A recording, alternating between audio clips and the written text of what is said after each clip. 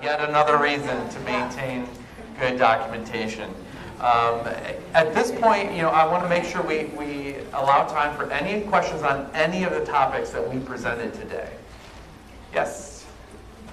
We had a union contract that expired on April 30th, 2024, which was just settled last month, so they received practically 2 years of retro pay, which was done this year. How does that work with the no tax on overtime? So retro pay, because the union agreement expired in 2024. So I don't have, I haven't seen specific guidance on this, but the response I'll say from my gut is they were compensated already for that overtime. You're just truing up what they would have earned had there been a new CBA in place. My gut says you would exclude that from 2025's qualified overtime, unless I reserve the right if anyone finds guidance to the contrary. So just take what I'm saying with a grain of salt. Okay. Yes? Back to our favorite bill. When calculating, so we're going back now over 2025 and trying to figure out what's qualified and not qualified. Does FLSA define what a 40-hour week is? Does it start on Sunday? Or is that up to us? Great question. Does FLSA define what day of the week the 7-day work period started? No, but you need to define that. Okay. So in your policy, you should say our work week starts on Sunday and ends on Saturday, so that you're consistent, but no, FLSA does not define that. Yep. I have a question. So we're short on our police force, which I'm sure is something that's in our support.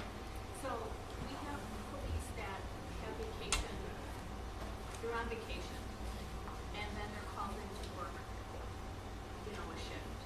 And so we pay them overtime for that. How does that work with the FLSA laws? Okay. So the question is, police department is short personnel, and you're calling people out of vacation, and because you're calling them out of vacation, you are paying them time and a half. I would go back to what's the North Star. The North Star is FLSA minimum, which is you have a threshold and you have what is considered time worked. You're being more generous by including that time off as time worked, so that when you call them back in, you're paying them time and a half. If you recalculate their pay following FLSA's baseline rules, they're probably not getting overtime.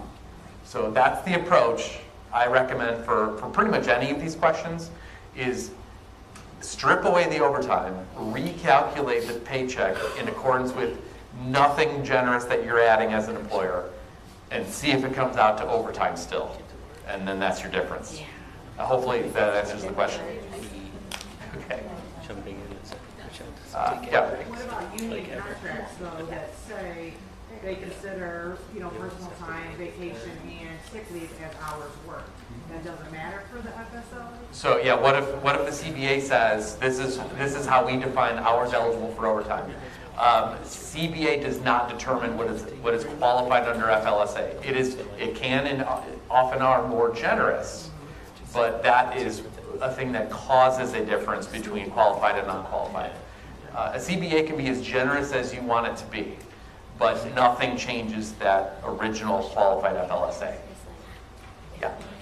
For the overtime rule, if they're, say they were 35 hours, but for 6 hours they did something else, another type of after-school program, or they were tutoring or so forth, it's not their normal job. Does that count as overtime? So they went over the 40, or it doesn't make a difference what they do? Anything over, it's overtime, or? Yeah. So the question is, an employee is working 35 hours of their main duty and 6 hours of a different type of work. FLSA would consider all of those hours worked. Same way I did my job serving clients all week, and here I am presenting in a seminar. It's a different type of work than I typically do, but FLSA says, well, you're working.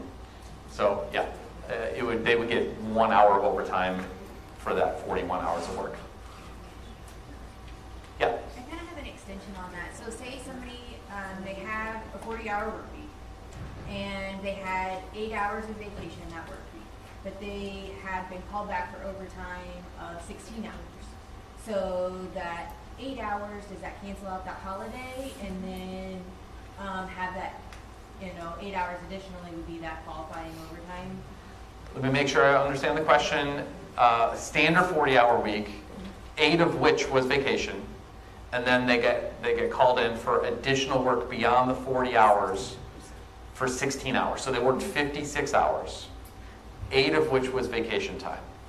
So I would calculate that paycheck 2 different ways. Per your policies, they earned 16 hours of overtime. Under FLSA, you start by taking the total hours, subtract out that time off. So now they worked 48 hours. Therefore, they earned 8 hours of qualified overtime. Does that make sense? Yes. Awesome. That's a great example, by the way. Yeah.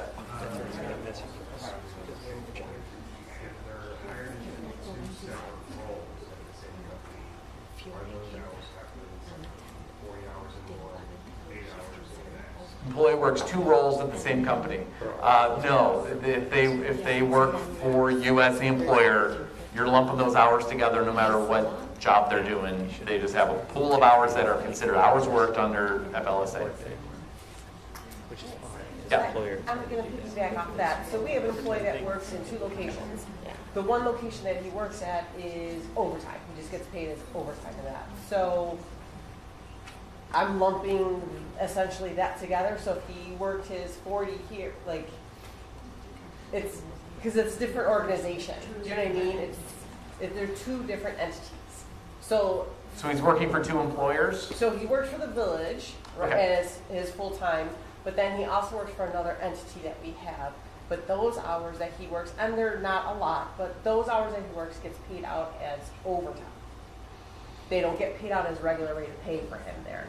It's a unique situation that I don't have a confident answer for. I don't want to risk giving you an answer that I don't believe is confident. I may try and follow up on that one. Because essentially he gets 2 W-2s. If he gets 2 W-2s, yeah, I mean, my gut, again, gut, asterisk, gut, is you'd consider them separately. Again, that's not a researched answer. So, yes? So to add on to that, I think the caveat is, do they have 2 separate EINs? If they have 2 separate EINs, then they're 2 separate companies. You don't pay the lump of 41 hours work. Right. 40 hours out of one hour out of the other. Yep. So, and I think on paper, you're right. It's 2 separate legal entities. I think where you have to just be sure is when you blur the line, and are they related enough that either they're 2 completely distinct entities, or there may be some overlap, some relation that someone could say, well, he's effectively working for one employer. So that I don't know enough information, but you're probably correct with separate legal entities. But again, it's not a researched answer to the question. Yeah. I don't recall if you've touched on on-call pay. On-call pay. That is effective if it's paid at time and a half. So on-call pay, there is some stipulations in FLSA about how to consider on-call pay as hours worked. So start there. I don't have them memorized, so I apologize. So if you determine them to be hours worked, then you can factor them into hours subject to overtime calculation. Now, if it's automatically overtime, then you have to do the independent calculations. Is if they're considered hours worked, okay, then did they add up to more than 40 and then get overtime? Versus if it's automatically overtime, did they otherwise exceed the threshold, and is that overtime qualified? So there's really 2 determinations. Is it considered time worked? Is that overtime qualified? Yeah. Okay, so we have a fallback. So someone is called back to work for overtime shift, say 4 hours, they get 5 hours of overtime pay for that because insurance benefits kind of intermediate. So it's actually hours worked is So I assume union agreement says if they get forced back, they work for 4 hours and get 5 hours worth of pay, and all of it's overtime? Yes. Yeah, so, yeah, I mean, that 5th hour is not considered time worked under FLSA because they weren't there for 5 hours. So I would exclude that, and then again, do the independent calculation, calculate it pure FLSA and compare it to the paycheck.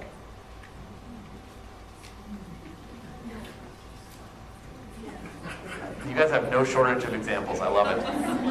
All the way in the back.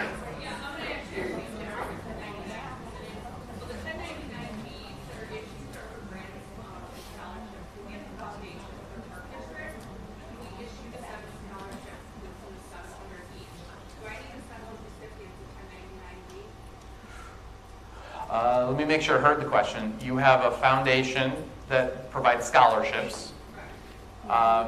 Do you need to provide a 1099-G to those scholarship recipients? Evan, do you know the answer to that one? I would have to verify. Let's jot that down. We're going to research that one and include it in our responses later. Thank you. Yes? Our partners for Cheer, we have a similar thing. The foundation pays us, and then we delegate those grants out. And we were told by you guys 2 years ago, we started that, yes, if you're over 600, you have to. Okay. So.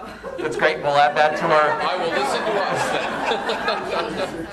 Did you write down who said that? Yeah, and I'm sure we researched it at the time. So, Our difference is the foundation gives us the money and then we apply to whatever program. yeah. So who issued it, the foundation or the partner? We issue it to our. The partner. Yeah, so that may only just determine who is the entity preparing the 1099. But we'll research that one and be confident in the answer. Oh, 11:52. I just asked for the time and I'm wearing a watch. You pointed to your watch to ask for the time, actually. Yes. That's great. We do have time for some questions. Also, by the way, we'll be hanging out. We'll be cleaning up and milling about. So please feel free to come talk to us. Albert's got a question. One more silly question. One more silly question. So, we're looking at the payrolls all issued in 25, right? Does it matter that it goes back to 24 for the weeks paid? So payroll is always cash basis. W-2s are always cash basis. It's pay dates, not pay periods. Yep, no, great question. So just as a reminder, I know you guys are eager to leave. We will be providing the materials next week. We will also be making, assuming the recording came out okay, we'll be making a recording of this event available after the fact. So if you need to go back and review or just laugh at our jokes all over again, also please provide us feedback. We did some different things this year. We have a different room. We're trying the recording thing. We mixed up the content. Personally, I believe this is the best one we've ever done.